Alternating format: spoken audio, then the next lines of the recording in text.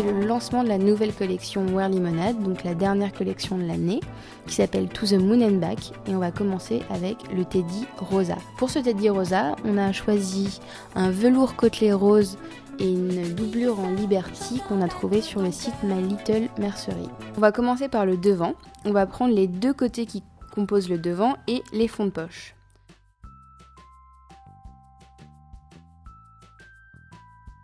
Sur le grand devant, vous allez placer le fond de poche en vous aidant des crans. Vous allez épingler endroit contre endroit. Et vous allez faire de même pour le petit devant.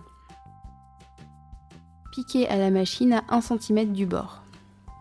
Vous allez repasser au fer pour plier le fond de poche. Vous pouvez aussi lui donner un petit coup de ciseau au niveau des crans pour que le fond de poche se place mieux. Vous allez épingler les deux devants ensemble ainsi que les fonds de poche. Donc comme quand vous faites une piqûre côté et que vous faites une poche sur une Frida, vous allez venir commencer avec la couture du bas, faire tout le contour du fond de poche et terminer dans la petite courbe. Et c'est un peu compliqué d'épingler cette dernière courbe, donc je vous conseille de bien la tenir et de la guider sous votre machine pour que l'arrondi se fasse parfaitement.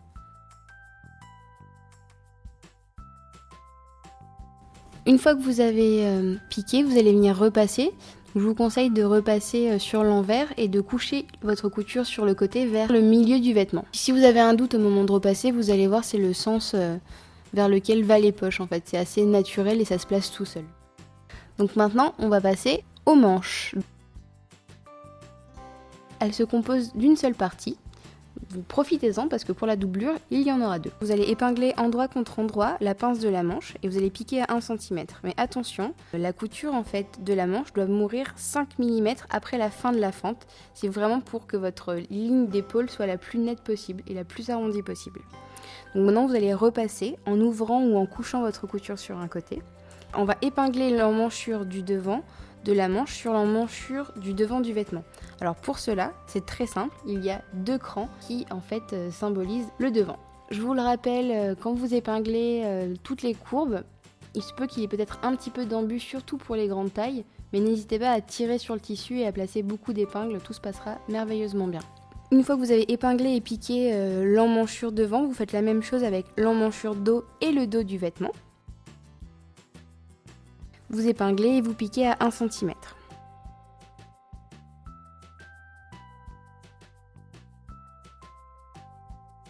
Donc une fois que vous avez tout épinglé, vous allez prendre votre vêtement et vous allez le plier en deux, un peu comme un kimono. Et vous allez épingler le dessous de la manche et la ligne du côté. Exactement comme quand on a monté la blouse Bianca. Une fois que vous avez épinglé, vous venez piquer à 1 cm. Et je peux vous dire que là, ça commence à ressembler à quelque chose.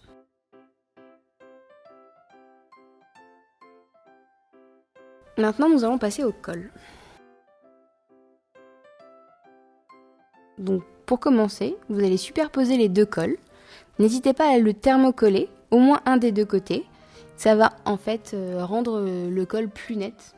Attention à bien épingler endroit contre endroit et vous allez venir piquer uniquement la ligne la moins courbe du col.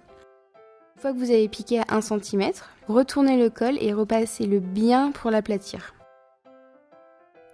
Maintenant, vous allez préparer la propreté qui se compose des deux parmentures du devant et de la demi-lune qui se trouve dans la nuque. Vous allez venir épingler endroit contre endroit ces trois parties et les piquer à 1 cm.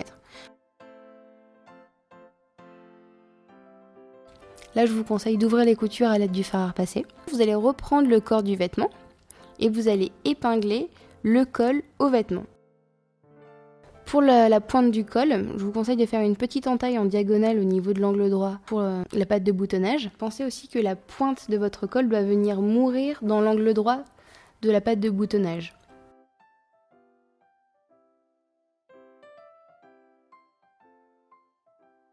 Donc une fois que vous avez épinglé, vous venez piquer à 0,5 comme je vous l'ai dit, et ensuite on va passer à la pose de la propreté. Donc avec cette propreté, nous allons littéralement prendre en sandwich le col entre cette propreté et le corps du vêtement.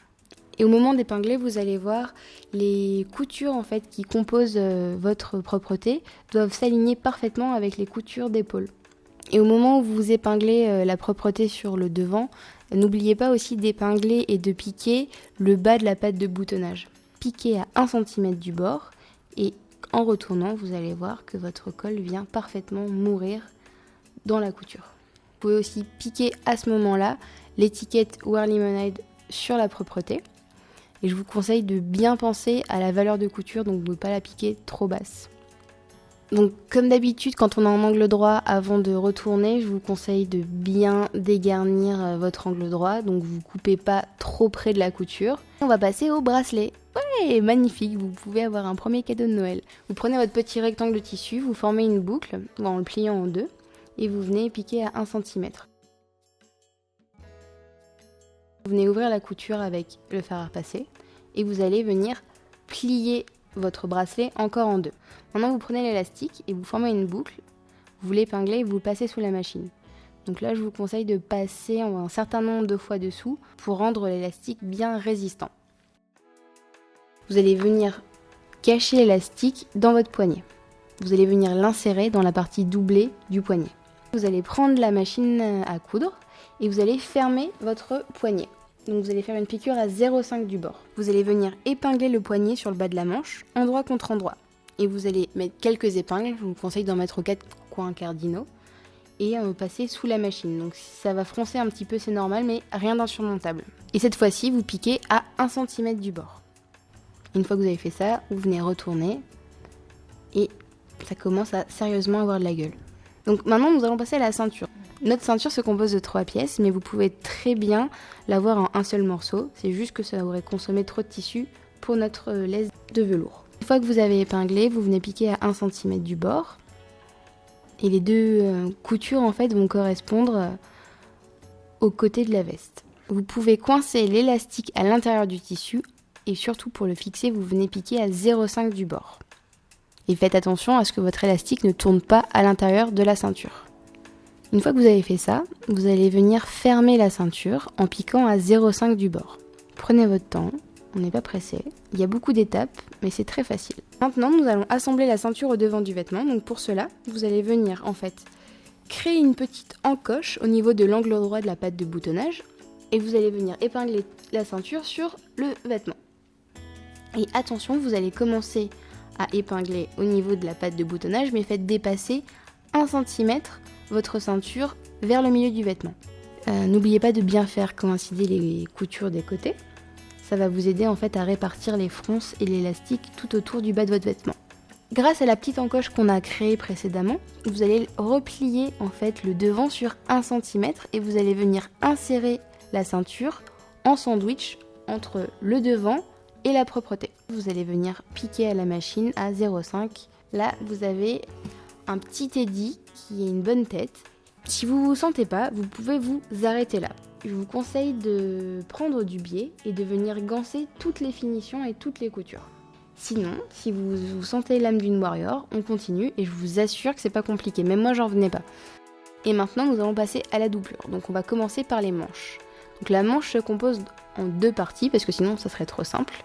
Et c'est surtout parce que vous aurez plus d'aisance au moment où vous allez enfiler votre blouson. Rien de très compliqué, vous allez assembler le devant et le dos de la manche sur toute la partie la plus longue. Vous épinglez, vous piquez à 1 cm. La petite astuce de Laure, elle vous conseille en fait de choisir une doublure imprimée.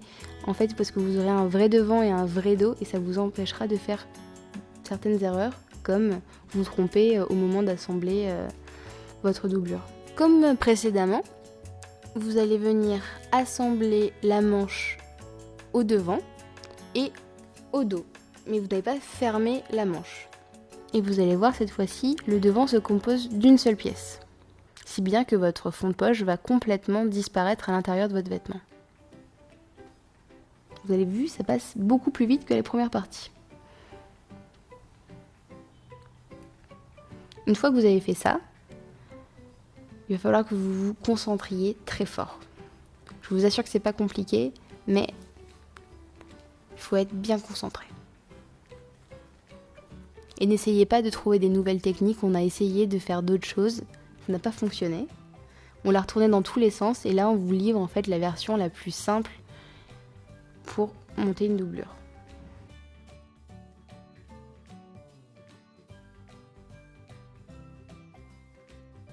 Vous allez assembler en fait la ligne du côté et le dessous de la manche pour en fait créer votre second vêtement qui va vous servir de doublure.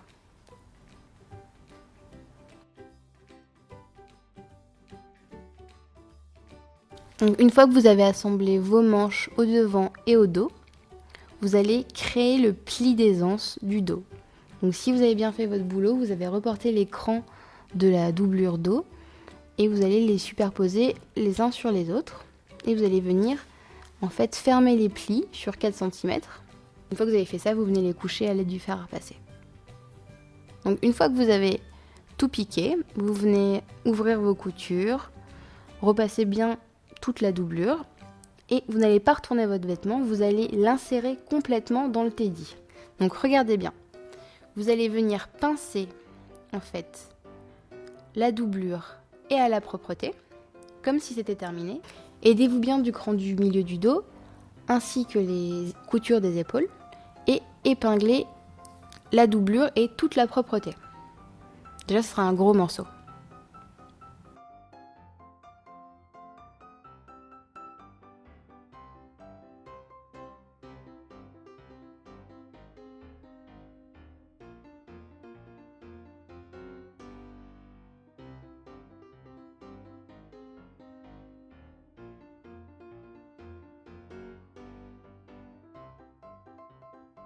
Et là, vous allez me dire à la fin, mais la doublure elle a l'air trop grande par rapport à la patte de boutonnage. Alors en effet, quand vous allez arriver au niveau de 5 cm avant la fin, vous allez créer en fait, en pinçant entre vos doigts, un petit pli d'1 cm, 1,5 cm. Vous allez venir l'épingler sur la patte de boutonnage. Ce petit pli là, c'est pas une erreur de notre part, c'est un second pli d'aisance pour le devant. Donc là, mes petits chats, ça commence sérieusement à ressembler à quelque chose.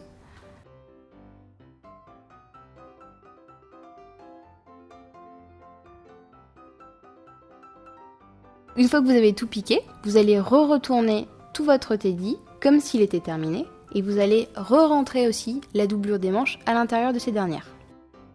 Vous allez glisser votre main entre la doublure et la manche et en fait vous allez repérer où se trouve la couture du dessous de la manche.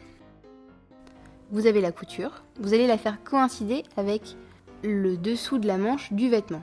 Une fois que vous avez fait ça, hop, vous venez retourner et vous allez commencer à épingler la doublure à la manche. Donc vous piquez, je vous conseille de piquer aux 4 coins cardinaux, pas plus, et vous allez en fait venir guider le tissu sur tout le pourtour du poignet. Une fois que vous avez fait votre couture, vous retournez de nouveau votre vêtement, et là vous pouvez commencer à admirer le travail. Vous allez prendre une petite épingle et vous allez venir en fait épingler la doublure au vêtement comme si cela était terminé. Et cela va vous aider en fait à choper la doublure et le vêtement dans le bon sens. Une fois que vous avez commencé à faire ça, vous allez petit à petit retourner tout le vêtement sur l'envers. En laissant surtout 10 à 15 cm pour pouvoir tout retourner et tout faire coulisser. Parce que une fois que vous avez tout coulissé, vous allez venir fermer votre vêtement à l'aide d'un point à la main. Une fois que vous avez tout épinglé, vous allez passer sous la machine, vous allez faire un point droit à 1 cm.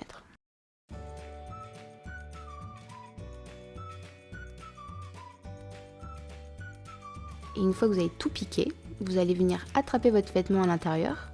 Et cette petite boule informe, en fait, elle va complètement se coulisser sur elle-même et vous allez avoir votre teddy quasi fini. Là, normalement, vous devez être gonflé de fierté. À l'aide d'une aiguille et du fil coordonné, vous allez venir en fait fermer votre doublure. Donc maintenant, il ne reste plus qu'à poser les pressions, ou les boutons, c'est selon. Donc à l'aide de la trouilleteuse, vous venez préformer les emplacements des pressions. Et n'oubliez pas, sur le patron, il y a les valeurs de couture. Donc si vous reprenez votre patron pour poser les pressions, n'oubliez pas de le plier sur 1 cm tout autour. Et tadam, j'espère que ça vous a plu. N'hésitez pas à nous envoyer vos questions et vos réalisations à laure@makemylimonade.com et à hello@makemylimonade.com. On continue à faire les albums Facebook avec toutes vos réalisations. Et si vous n'avez aucune patience et que vous voulez partager anyway vos vêtements Wear Limonade sur les réseaux sociaux. N'oubliez pas d'utiliser le petit hashtag Wear Limonade. J'attends de vos nouvelles et je vous dis à très vite car il me semble que d'ici quelques semaines, vous allez voir arriver la blouse Léa. Pour être teenager, 16 ans, mais je suis majeure, oui je suis majeure.